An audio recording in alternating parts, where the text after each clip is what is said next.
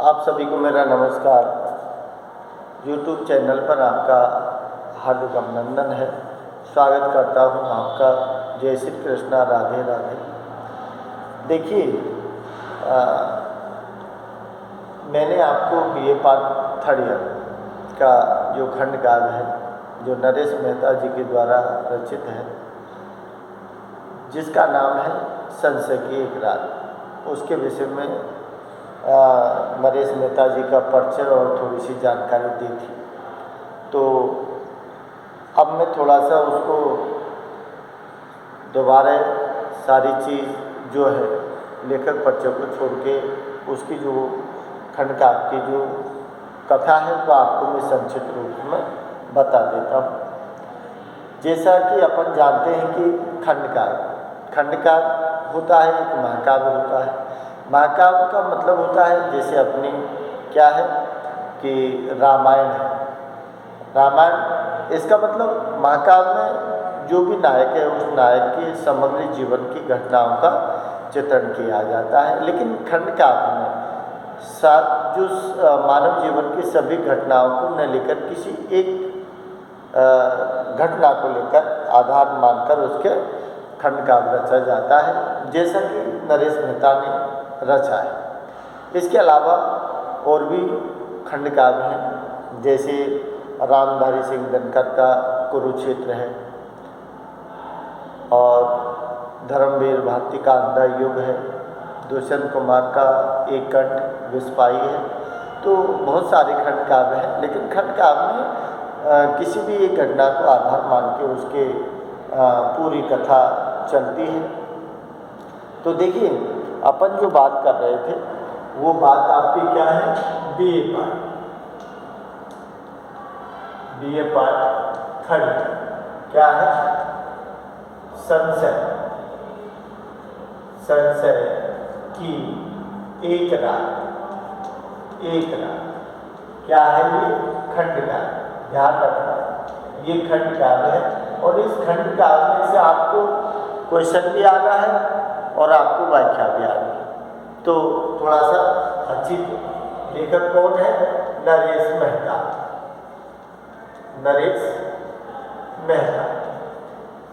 जो कि क्या है, अज्ञे जी के दूसरे तारसप्तक के प्रमुख कवि हैं।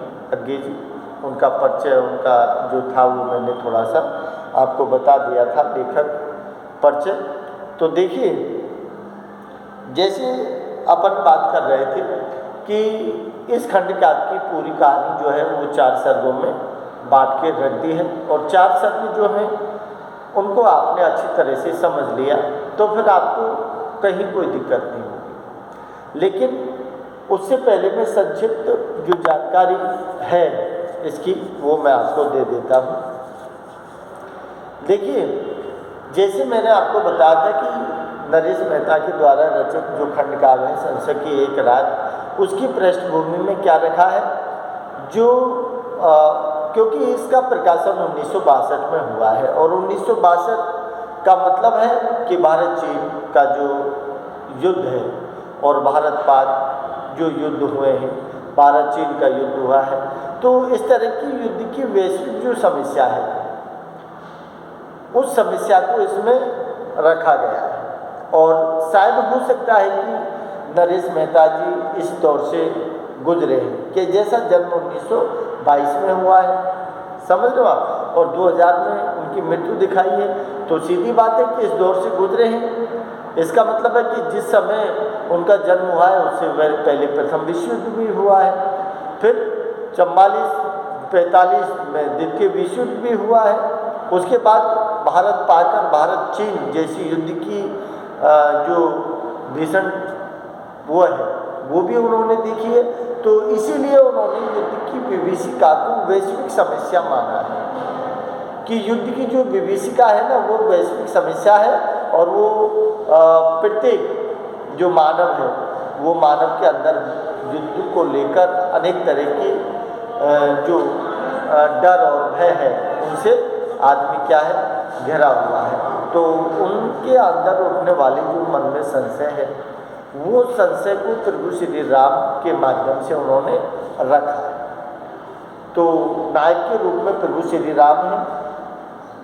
उसके अलावा जो दिया है, तो देखिए क्या लिखा है इसमें, थोड़ा सा उस पर नज़र डाल लेते हैं अपन, उसके बाद में 4 सर्गों पर बात करेंगे।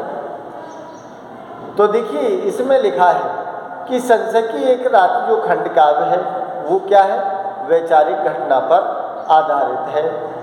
वैचारिक घटना, इसका मतलब वैचारिक घटना का मतलब है प्रभु श्री राम के मन में उठने वाले संशय, जो विचार उत्पन्न हुआ है उसी को आधार मान के उन्होंने इस खंड काव्य की कथा का आधार बनाया है, जिसको कितने 4 सर्गों में बांटा गया है, जिसमें मैंने आपको बताए थे।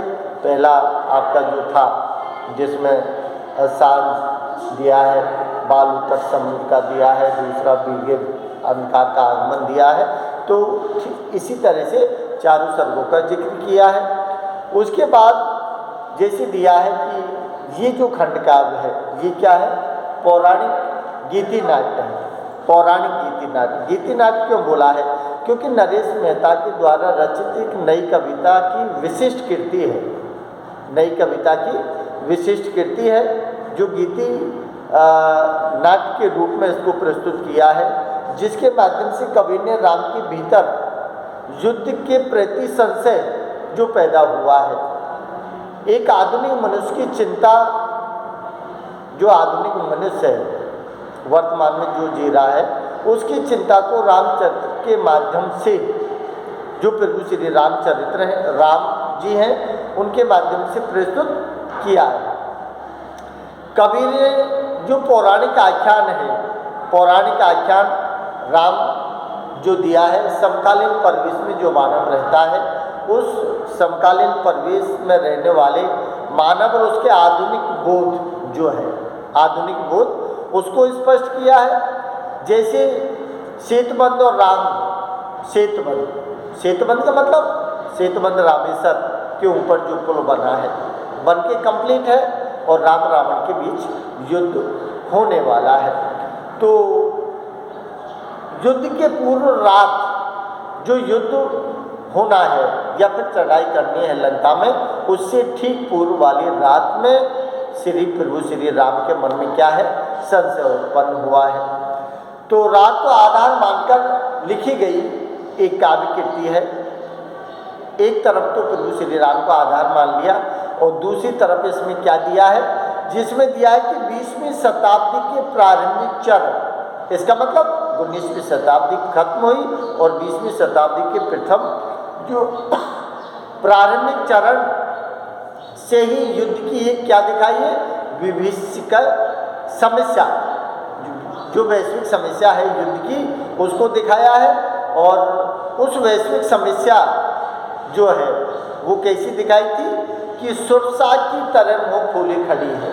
सुरसा कौन थी, जब लंका में रावण कौन जा रहे थे, हनुमान जी, तो समुद्र से सुरसा निकली थी, हनुमान जी को निगलना चाहती थी। तो युद्ध ठीक जो वैश्विक युद्ध की जो समस्या है वो सुरसा की तरह मुँह खोल के खड़ी हुई दिखाई गई है।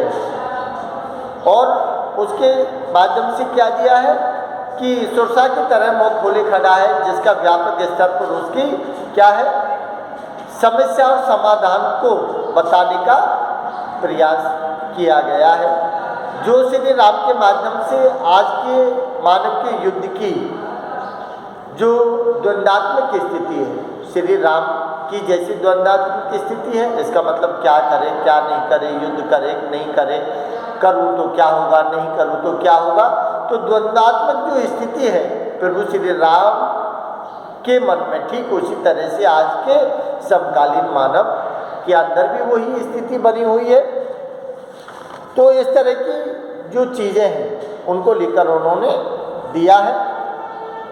तो देखिए जो खंड काव्य है, उस खंड काव्य में राम के मन में रावण से युद्ध करने के पूर्व जो अपहृत सीता,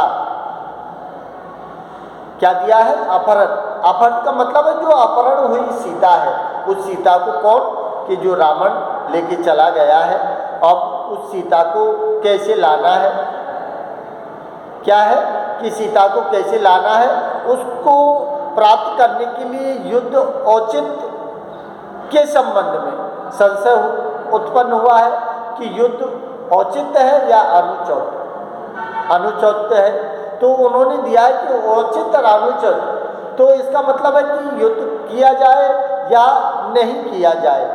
तो इसमें अब युद्ध करे, जिसमें दिया है कि नाश की चिंता के विषय में भी सोचते हैं कि बहुत सारा नाश होगा, विनाश होगा, और पर दुख कातरता से उनका मन विकल हो जाता है। पर दुख कातरता, पर दुख कातरता का मतलब है दूसरों के दुख जो मिलेंगे, जो लोग मरेंगे, उनके मरने से जो दुख होगा तो वो मुझे भी व्याकुल करेगा।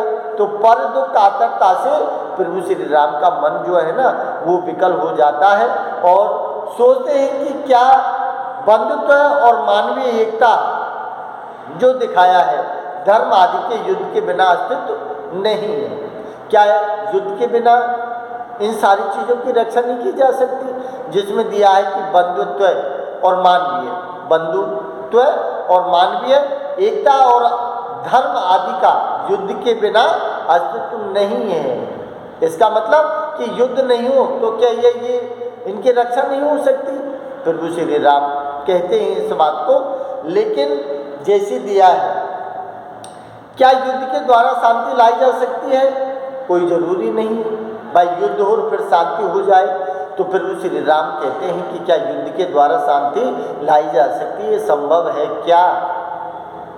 जब तो मैं युद्ध करूं, लेकिन कोई ज़रूरी नहीं है कि युद्ध हो और युद्ध के बाद शांति हो जाए, इसका कोई मतलब नहीं है। तो जैसे उन्होंने दिया है कि इसलिए राम का जो व्यक्तित्व है वह संशयशील और द्वंद्वात्मक रूप में चित्रित किया गया है।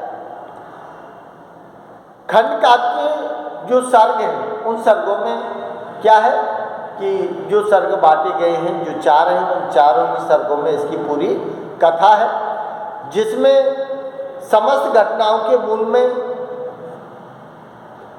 किसको रखा है? प्रभु श्री राम को रखा है और अपनी जिम्मेदारी समझते हुए कहते हैं कौन? प्रभु श्री राम, जिसमें सीता हरण को अपनी व्यक्तिगत समस्या मानते हुए युद्ध को टालना चाहते हैं। कौन?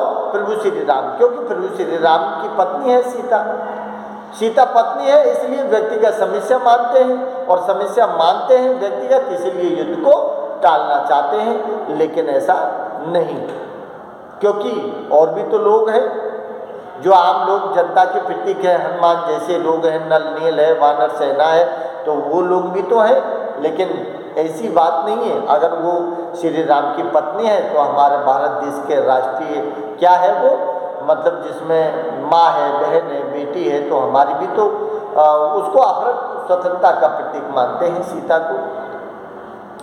तो जैसे उन्होंने दिया है कि सीता हरण को अपनी व्यक्तिगत समस्या मानते हुए युद्ध को टालना चाहते हैं, यद्यपि सेतु बन चुका है और युद्ध की तैयारी पूर्ण रूप से हो चुकी है, किंतु ऐन मौके पर क्या हुआ है? ऐन मौके पर राम के मन में दुविधा की स्थिति उत्पन्न होती है, और दुविधा वही है, संशय वही है कि युद्ध करूं या नहीं करूं, क्योंकि अगर युद्ध करूंगा तो बहुत विनाश होगा, जिसमें जन धन की हानि होगी, बेचारे वानर मारे जाएंगे, उतने रावण राक्षस लोग मारे जाएंगे। लेकिन अब रास्ता भी तो और नहीं, लेकिन वो कहते हैं युद्ध टालना चाहते हैं। मौके पर राम के मन में दुविधा की स्थिति जो उत्पन्न होती है, युद्ध किया जाए या नहीं किया जाए, समस्या वही है, युद्ध किया जाए या नहीं किया जाए, युद्ध कैसे टाला जाए, कैसे इसका कोई हल निकाला जाए, इसी संदर्भ में चिंतन करते हुए दिखाए हैं कौन? प्रभु श्री राम। उन्होंने अपना जीवन व्यर्थ के बोझ से दबा हुआ प्रतीत होता है, उनका जो जीवन है उनको व्यर्थ के बोझ से दबा हुआ प्रतीत होता है और कोई समस्या का हल नहीं निकल रहा है, और मन में संशय और विचार मंथन उथल पुथल जो हो रहा है उनका, तो वो सारी दुविधा की स्थिति दिखाई है, जिसमें उन्होंने दिया है कि क्योंकि सेतुबंध रामेश्वर के किनारे खड़े खड़े उनको कई दिन हो चुके हैं, तो उन्होंने जैसे दिया है कि कितनी बार कितनी शान, क्या दिया है कि कितनी बार कितनी शान इस सिंधु बेला तट पर बिताई, काट दी पर सब व्यर्थ। इसका मतलब है कि इतनी समय जो निकला है वो सब व्यर्थ निकला है, कोई समस्या का हल नहीं निकला है। इस तरह से प्रभु श्री राम के मन में उठने वाले द्वंद्वात्मक स्थिति संशय बनी हुई है, उस चीज़ को इस खंडकाव्य का मुखाधार बनाया है। और बाकी जो कथा है वो अब मैं चारों जो पॉइंट हैं उन पॉइंटों के माध्यम से आपको पेश कर दूंगा। नमस्कार।